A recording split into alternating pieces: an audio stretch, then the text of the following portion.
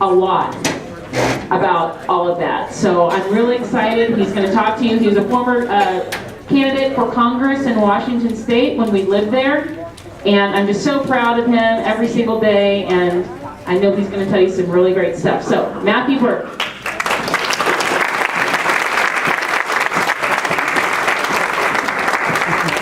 I have never been introduced by such a good-looking woman, I must say.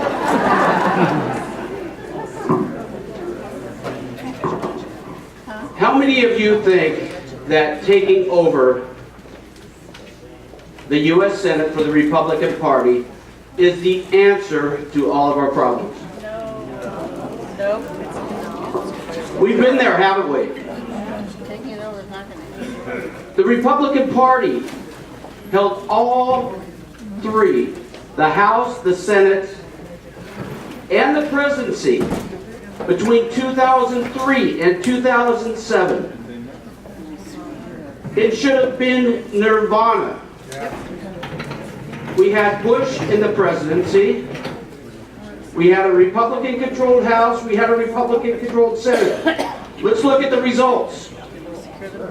Spending went, those 4 years, from $2 trillion to $2.7 trillion. That's over a 1/3 increase in the size of the government. That's 35%.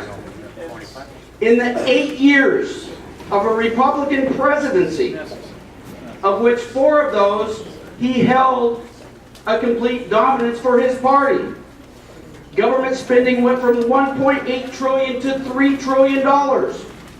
That's a 60% increase. Is there anybody in this room that thought the government was too small in the year 2000? Please leave.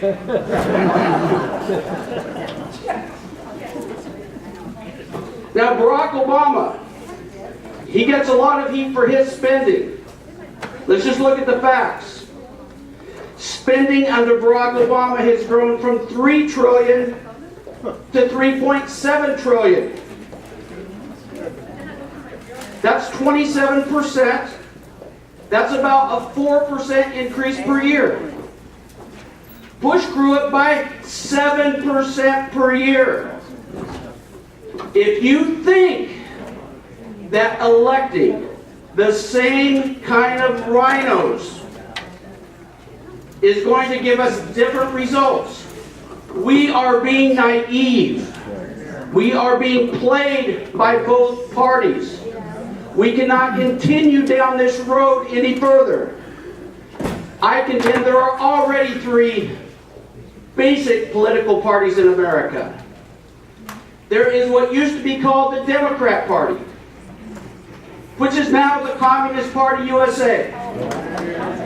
And we need to quit calling them what they want to be called. They are not progressives. They are not Democrats. Right. They are communists. Amen. Right on. Now, you don't have to believe me. You go to CP, which stands for Communist Party, cpusa.org. You go there when you go home. It will sound like the Democrat Party's website. It is. What do they talk about? Democracy. The race card. How the Tea Party's all racist. How they're all greedy. It's the exact same message the Democrat Party is giving you today. They have been co-opted by communists. Chris pointed out that one of the goals of the Communist Party of 1963 was to infiltrate and take over at least one political party. Checkmark. Checkmate. That has been done. Are there Democrats that are moderates? I see none. Certainly not among their leadership. Who was the last radical? You know, they're always telling us, you can't elect a conservative, you know, a pro-liberty minded conservative. You can't talk about social issues. You'll lose the moderates. Okay? They are defining what we talk about. Reagan campaigned on eliminating the Department of Education. Have you heard of a Republican Did he do it? promote that yet lately? Reagan called abortion murder. Yes. He did, didn't he? He was an outsider. He was hated by these same rhinos, which stands for, I'm sure everybody in this room knows, Republican in name only. The people that can't stand by their own platform. He was called an extremist. He was called a racist, not by Democrats, by Republicans, the Rockefeller Republicans. They're still around today. And they're running the Republican Party. We either have to defeat these people or we will start our own. They need us. Right. They need us. Without us, they will never win another election. They keep propping up these losers, these squishes, these moderates. Gerald Ford, loser. Lost to Jimmy Carter. Bob Dole, crushed. Moderates. Right? John McCain. Radical. Mitt Romney. They told us these are electable. Folks, when someone in the Republican Party leadership tells you someone is electable, run the other way as fast as you can. The Republican Party was dead in 2010, was it not? They even knew it. The current Senate Majority Leader in the Senate called it a regional party. James Carville, Democrat, wrote a book in 2009. He called it the 40 more years. And no one argued with him. The Republican Party was dead. Who turned them around? The Tea Party. They owe us their lives. And what do we get for it? Kicked in the teeth. John Boehner has partnered with the U.S. Chamber of Crony Capitalism to attack Tea Party candidates, both challengers and incumbents. They're going after Mike Lee in Utah. They're going after Justin Amash. It is war. And we will either win that war or we will exit. And they need to know that. That is our leverage. They can lose races without us easily. They do it all the time. They did it with Romney and all the other presidential losers I mentioned. But they won't win another race without us.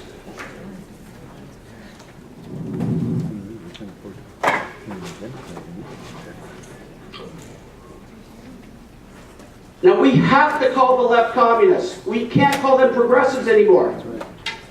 If they say, well, I'm not a communist, I'm a liberal. Show them the 10 planks of the Communist Manifesto. And say, which of these 10 do you disagree with? Oh, one of them? Great, you're only a 90% communist. Folks, the C word, communist, is our race card. We should be using that. They're afraid of that word. Now, they're not afraid to lie about us, right? They call us racist, extremists, terrorists, every dirty name in the book. Why are we afraid to tell the truth about them? Plank 2 of the Communist Manifesto, a heavily progressive income tax. Check. 1913. They started this 100 years ago. We're just getting started. The Republican Party is judging us. The media is judging us based on wins and losses. We're just getting started. We're not going anywhere. We'll be around long after I'm dead and gone. And if we're not, the country's over. Because we're the last group of people that's fighting for freedom. Right. Liberty or death. That's right. We've got a two-party system. Big government party number 1 and big government party number 2. It's like the old USSR. Propaganda channel number 1, propaganda channel number 2. Right? It's time to change the channel. Amen. Communist Party, Communist Manifesto number 3 of the 10 planks. Abolishment of the rights of inheritance. You ever heard of the estate tax, 55%? Check. Number 5, centralization of credit in the hands of the state by means of a national bank with state capital and exclusive monopoly. Ever heard of the Federal Reserve? How many Republicans are campaigning on ending the Fed?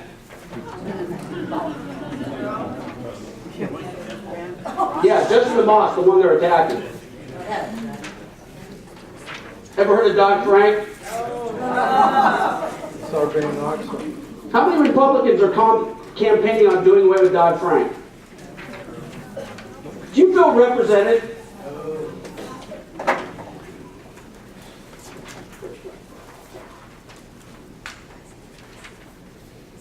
You know, Chris talked about the communist goals in 1963. Number 40, discredit the family as an institution. Encourage promiscuity and easy divorce. This is the goals of the communists.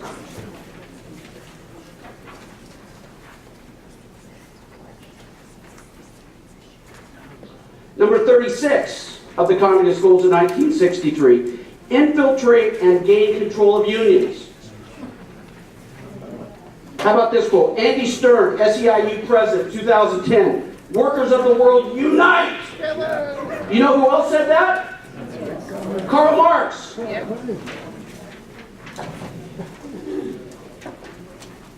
Let's talk about the race card. Very quickly.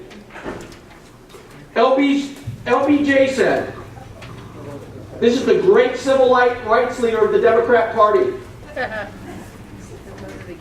Al Sharpton, the Reverend Al Sharpton, and Barack Obama recently honored him as a civil rights hero. You know what he said? He said, this is his words, these are not my words. All have those ends, as an N-word plural, all have those voting Democratic for the next 200 years. And you know why he said that? Because previous to that he said, these Negroes are getting pretty uppity these days, and that's a problem for us. Since they've got something now they never had before, the political pull to back up their uppityness. Now we've got to give them a little something, just enough to quiet them down. Not enough to make a difference. They are wanting to enslave minorities because they will always vote Democrat. And who are the racists? Who said that? LBJ, Democrat president, civil rights hero. Now we get bashed a lot for, oh, your ideas are old, they're stale, they're worn out. As if freedom has an expiration date. You know how Margaret Thatcher answered that? She said, of course it's the same old story. Truth usually is the same old story.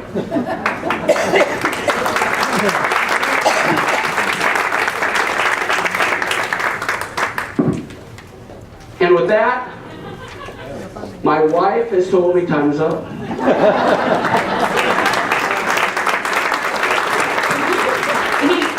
He has read this among many other liberty-minded books, the 5,000 Year Leap, and he was going to quote something for us. You can go up to him and ask him what it was. Thank you for acting so quickly when you saw the times. That's fine. Alrighty. Okay, so we have one more speaker, and then I'll just say a quick close just to thank you guys for coming here. Chris Rossiter? Chris says there is no straw poll. No. Oh, it was a legal thing. Ask him about it later. Okay. Vera Anderson is the Arizona State Coordinator. Oh, thank you very much, Matthew Burke, for that enlightenment. I had heard that Margaret Thatcher quote, and we've been married for almost 9 years. Vera Anderson is the Arizona State Coordinator for the Tea Party Patriots, as well as the facilitator for the Daisy Mountain Tea Party Patriots. She first became active in the movement in 2009. Her vision is to grow a conservative movement in Arizona and improve their communication and effectiveness. Vera is a founding member of the Arizona Tea Party Convention Committee. She has been in the real estate industry in Arizona for 12 years and is currently an office manager for West USA. Vera Anderson? There you are.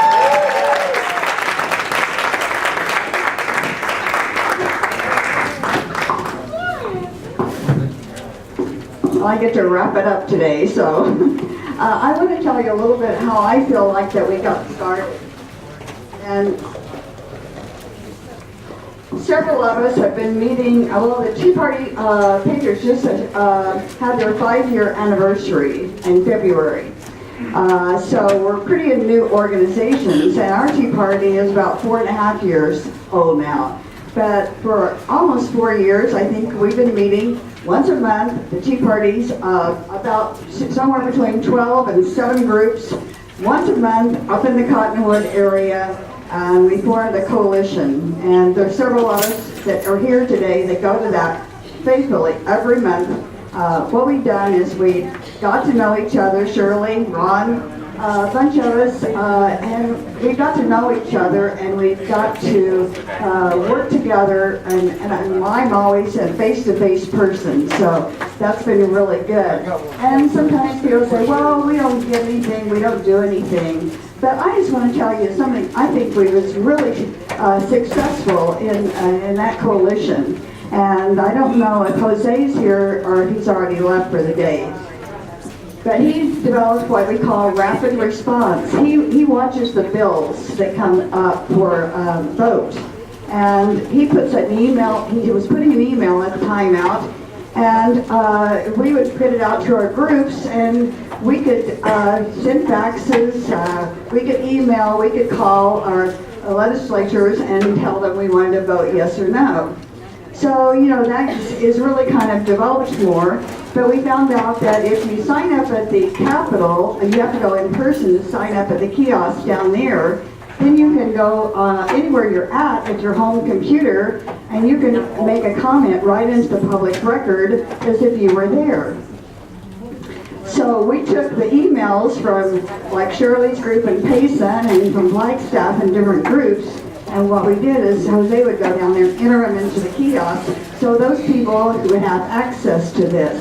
To me, that's very powerful. Now, I'm sorry that a lot of the Tea Party leaders throughout the state had to leave, but what if we developed that same system throughout the whole state, and we all got on board, and when those bills came due, we could get on wherever we're at on our computer and make a public comment like we were sitting right there at the House Senate right then. That's very powerful. That's what we can do as Tea Parties.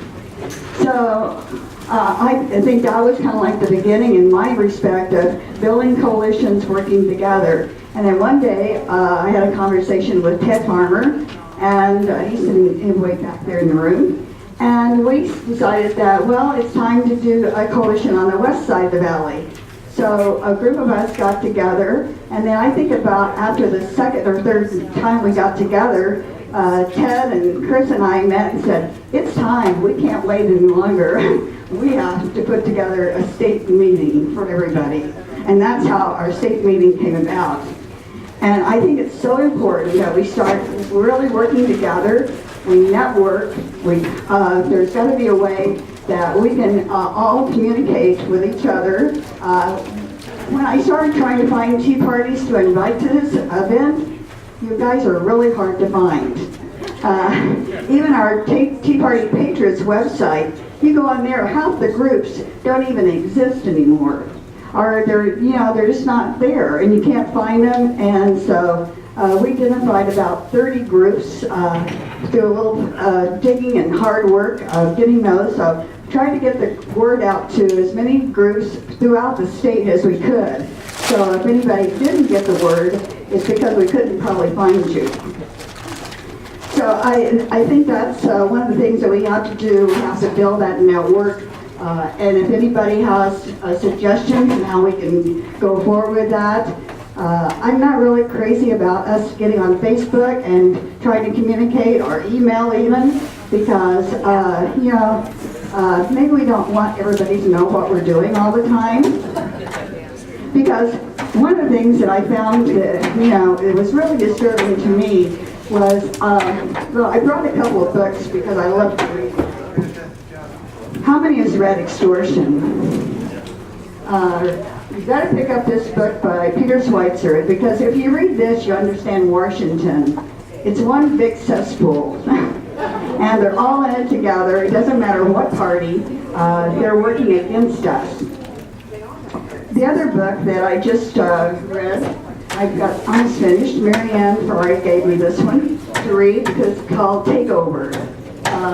Richard Vickery. And even our own Dan Schultz is mentioned in this book because it tells us how to take everything over. I would suggest that you pick up these two books, understand, first of all, what we're up against. So we're not going to fix Washington, but we can fix our own state. Then, one of the disturbing things I found when recently, how many have heard of the Main Street Partnership? Anybody? Okay. A few. But a few months ago, this super PAC decided to meet in Florida. And a congressman, he left Congress to form this super PAC. And it was Congressman Steve LaTorch out of Ohio. Ohio, Boehner, making a connection. This super PAC was set up to destroy the Tea Parties, destroy the candidates that want to be conservative. And this disturbs me because this is our own party that wants to go after we the people. So that's what we're up against, things like that. Another one that was disturbing is a group called American Bridge. Has anybody heard of American Bridge? Do not let them pay anything. Okay, the reason being they're an arm of Media Matters. They're coming out to your Tea Party and they're going to film. If you have a candidate speaking, they're going to take that candidate and use his words against him. So you have to be careful who you let come to your Tea Party. Don't ever let anybody come and film your Tea Party unless you know who they are. Because these things are destroying us. Okay? So,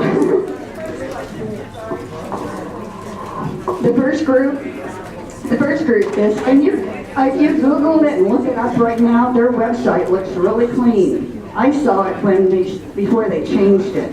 Because they thought they were having this big secret meeting in Florida, and then it kind of got exposed a little bit, and when it got exposed, they went kind of undercover and kind of like they normally do, just like when they did redistricting, the teacher telemetry, their website was all Democrat. And when they were kind of exposed, boy, all of a sudden everything changed. So if you see something like that, what you need to do is take a shot on your computer of that, that information, and you can save it, because that's what I do. When I find something like that, I print it out, I keep it, because if they're exposed, they change it. And if you go on the the first group I talked about was Main Street Partnership. It's by former Congressman Steve LaTorch out of Ohio. Now, an interesting thing, when you look on there, who are the board members? Their pictures are still up there. We have several senators. One of them is one of our own. And I'll let you guess who that might be. John McCain. There are 52 House Republicans on that committee. Now, isn't that disgusting? Why do they want to get rid of we, the people? We're the ones that elect these people. Thankfully, none of our people in Arizona are part of that 52. But, you know, I printed out, I've got it right here, so I can show you. You have to do your research, and you have to, when you do your research, then you have to verify it. That's the most important thing. Because I feel like we are all part of a bigger puzzle, and we're all pieces of that puzzle, and we have to start working together, put that puzzle together, because if we don't, we're not going to survive, because the left is too big. We're just about at the end here, and I know one thing I wanted to say was, Dan, would you just quickly tell about the precinct committeeman, because you aren't totally shut out yet, so. Get the mic. I have a loud voice. Here's the deal. By the 28th of May, you had to get it in your signatures. But guess what? If you blew that deadline, you can go to the Maricopa County Recorder's website, go to the Elections tab, go down to Precinct Committeeman information, click on that.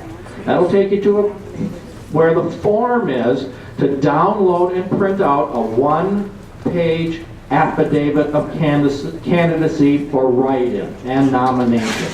All you have to do is fill that out, get it notarized, and turn it in to the Maricopa County Recorder's offices.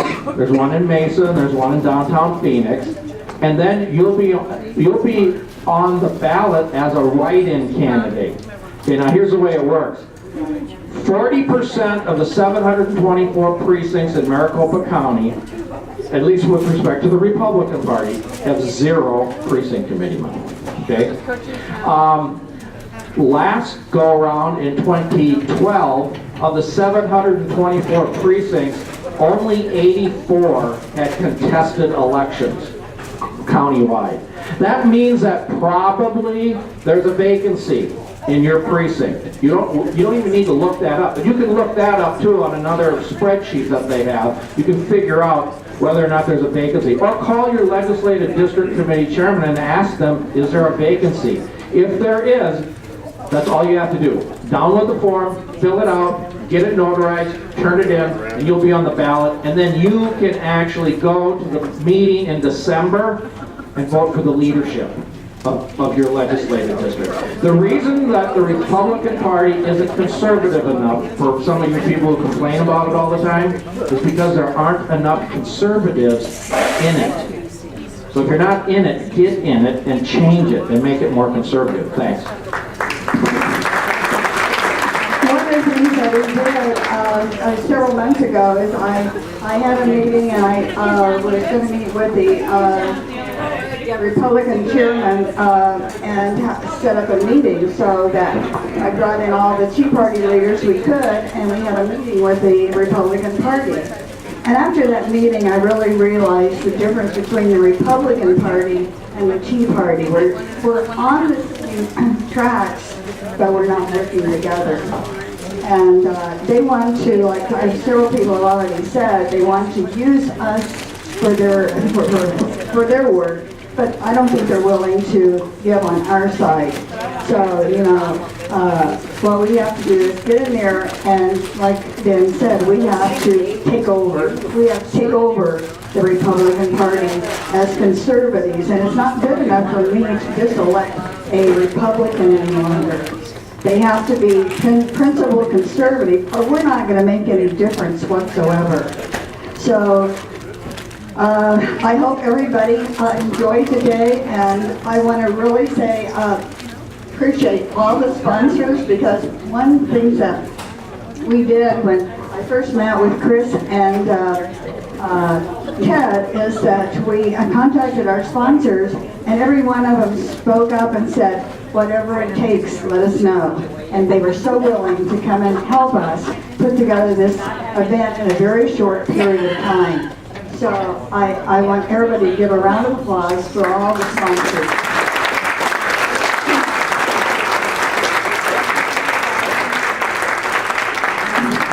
And the big news, and fact, Chick-fil-A for their lunch and everything, that was wonderful. And Tea Party Patriots paid for that for you. They also paid to have Kate Carl come in and speak with you, so I really appreciate everything everybody did. The last thing I want to say is we're going to do this again next year. It's going to be bigger. We didn't want to make this a huge, big event like a convention type thing downtown and have all the vendors and everything like that. We wanted this event to be for the Tea Party leaders and their members, and I hope everybody got a lot out of this today.